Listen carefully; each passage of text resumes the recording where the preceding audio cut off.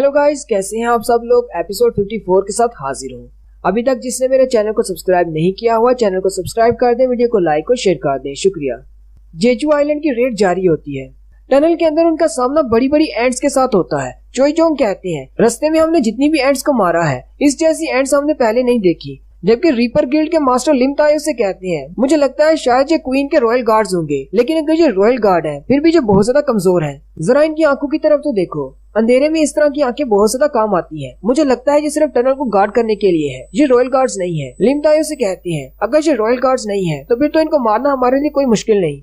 ब्यांगू यूनहू से कहता है, क्या तुम्हें वाकई में लगता है कि क्वीन यहीं पर होगी? क्योंकि हिस्ट्री में बहुत सारे ऐसे केसेस हैं जहां पर किंग या क्वीन अपने लोगों को छोड़कर भाग जाती है जब भी मुश्किल आती है। यूनहू से कहता है, ये सारी तो बेवकूफ चूंटियां हैं, इनको क्या पता कि कैसे भागना है, और वैसे भी ये एक आइलैंड है, वो भाग कर कहाँ जाएंगे। जबकि उनका कैमरामैन सोच रहा होता है, यहाँ पर तो बहुत ज्यादा अंधेरा है, क्या मेरा कैमरा सब कुछ रिकॉर्ड करेगा या नहीं। क्या पता एसोसिएशन वालों ने मुझे कुछ अच्छा कैमरा दिया हो। फिर वो आगे चलना शुरू करते हैं। जैसे वो थोड़ा सा आगे जाते हैं, वो टनल आगे जाकर एक बड़ा सा रूम बन जाती है जहाँ पर चींटियों के अंडे रखे होते हैं। चोईजोंग अपने फायर मैजिक से लाइट जलाते हैं और कहते हैं, यहाँ पर तो बेशुमार अंडे पड़े हुए हैं। वो कहते हैं, अगर अंडे यहाँ पर है तो इसका मतलब क्वीन भी यहीं आसपास होगी। चोईजोंग कहते हैं, मुझे लगता है कि वो चींटियां जिनका सामना हमने पहले किया वो इन अंडों के रखवाले थे। मैं अभी इन सारे अंडों को जला देता हूँ। चाइन चोईजोंग से कहती है, जरा एक मिनट रुको, वहाँ सामने देखो एक बड़ा सा अंडा पड़ा हुआ है और वो फूट चुका है। ब्यांगू उसकी तरफ देखकर घबरा जाता है और कहता है, ये किसी चींटी का अंडा नहीं हो सकता, चींटियों के अंडे तो छोटे हैं, या तो ये कोई रॉयल गार्ड है या फिर किसी और किस्म का कोई मॉन्स्टर है। यूनहू उनसे कहते हैं, हमें सिर्फ क्वीन को मारना है, बाकी सब चीजों को छोड़ दो।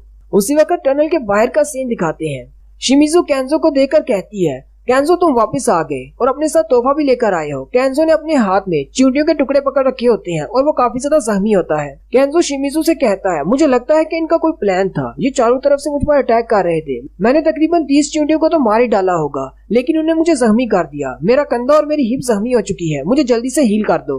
शिमिजू से कहती है, मैं तुम्हें हील करूंगी, लेकिन मेरी एक कंडीशन है। केंजो से कहता है, शिमिजू अपनी बकवास बंद करो, जल्दी से मुझे हील करो।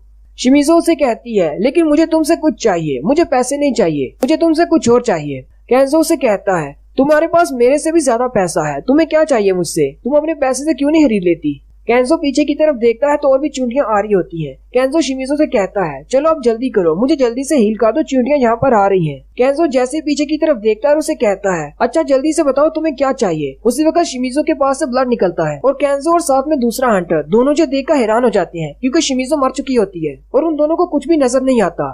केंजो दूसरे से कहता है, कोई मॉन्स्टर हमारे बहुत ज्यादा करीब है। और उसी वक्त एक मॉन्स्टर उड़ता हुआ आता है और तेजी के साथ केंजो के पास से गुजर जाता है, और जैसे ही वो वापसी की तरफ आता है तो साथ ही केंजो की गर्दन भी उड़ा देता है, और इसी के साथ शिमिजू और केंजो दोनों मारे जाते हैं। जबकि तीसरा हंटर चिल्ला रहा होता है, वो अपनी तलवार निकालकर ऐसी हवा में अटैक करना शुरू कर देता है क्योंकि उसे कुछ भी दिखाई नहीं दे रहा होता। और नेक्स्ट सीन में हम उसकी टूटी हुई तलवार उसकी कटी हुई गर्दन देखते हैं, और यहाँ पर जापानीज की एक पूरी टीम सिर्फ एक ही मॉन्स्टर के हाथों मारी जाती है। जबकि टनल के अंदर हमारी कोरियन हंटर्स की टीम का सामना रॉयल गार्ड से होता है। मादुंग अपनी शील्ड के साथ एक बॉडीगार्ड को रोककर खड़े होते हैं। मादुंग को उसके सामने काफी ज्यादा मुश्किल हो रही होती है। मादुंग कहते हैं, तो ये क्वीन के पर्सनल बॉडीगार्ड्स हैं, इनमें से हर एक एंड एस रैंक के बराबर है, लेकिन ये मॉन्स्टर्स हैं तो मॉन्स्टर्स ही, इनके पास दिमाग नहीं होता। ये दूसरे हंटर्स की तरह फाइटिंग स्किल्स और टैक्टिक्स को इस्तेमाल नहीं कर सकते। मास्टर मादोंग उसे पीछे की तरफ धकेलते हैं और साथ ही चाइन से कहते हैं, अभी अटैक करो। चाइन ऊपर की तरफ से जंप करते हुए उस चींटी के सर में अपनी तलवार दंसा देती है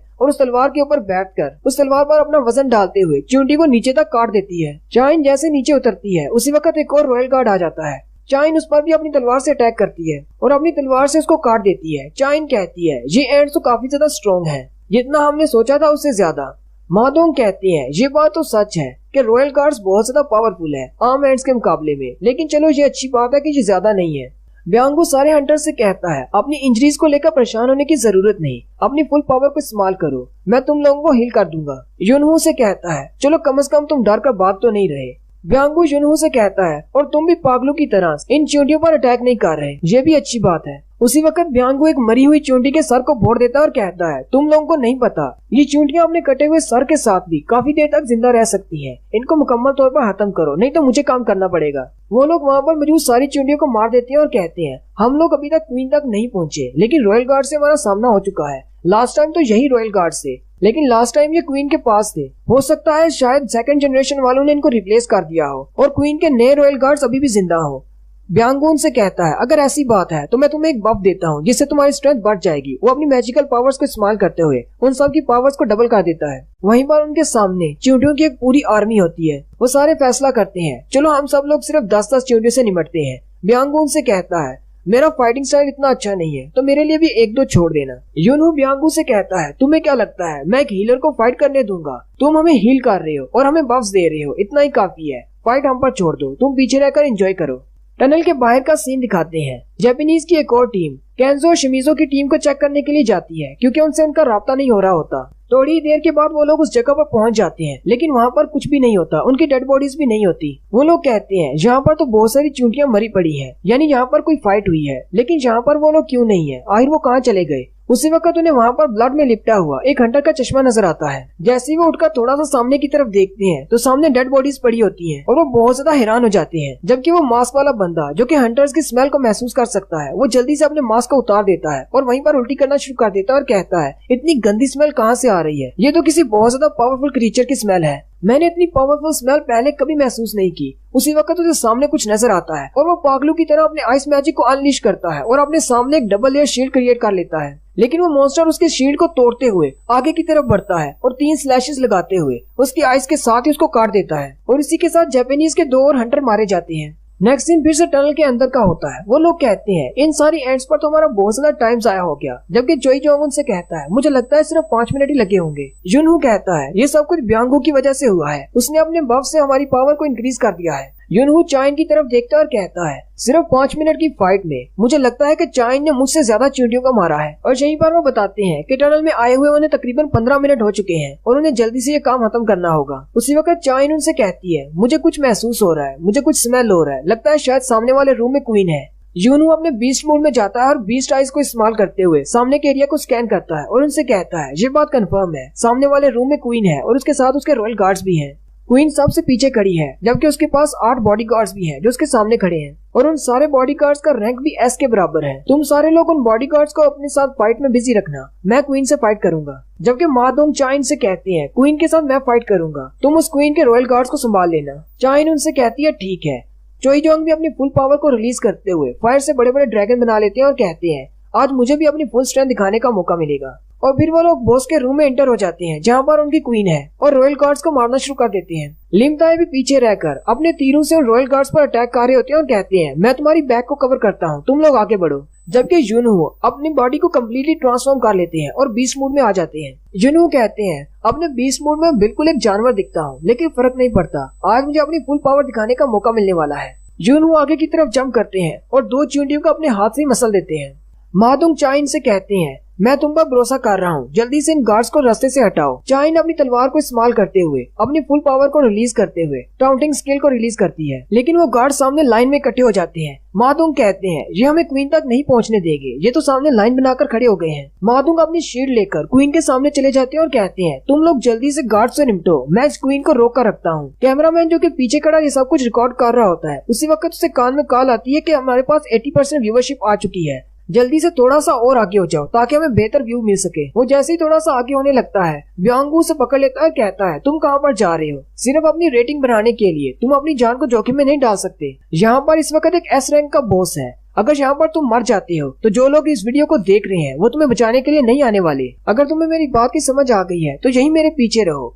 वो कैमरामैन हीलर की तरफ देख रहा होता है और कहता है, किसने कहा कि एक हीलर कॉम्बैट नहीं कर सकता? हालांकि मैं एक ए रैंक का कॉम्बैट टाइप का हंटर हूँ, लेकिन ये मुझसे ज्यादा बेहतर है। वहीं पर कोरिया के एक घर में एक अंकल आंटी का सीन दिखाते हैं। एक बूढ़ी औरत आती है और बूढ़े अंकल से कहती है, क्या तुम ये शो नहीं देखने वाले जो कि जेजू आइलैंड से लाइव दिखा रहे हैं? अंकल उसे कहते हैं, नहीं, मुझे कोई इंटरेस्ट नहीं। आंटी उसे कहती है, टीवी वालों ने कहा है कि इस बार हम लोग उन चींटियों को जरूर हरा देंगे। अंकल उसे कहते हैं, वो हर बार ऐसा ही कहते हैं, पिछले 3 बार भी ऐसे ही कहा था।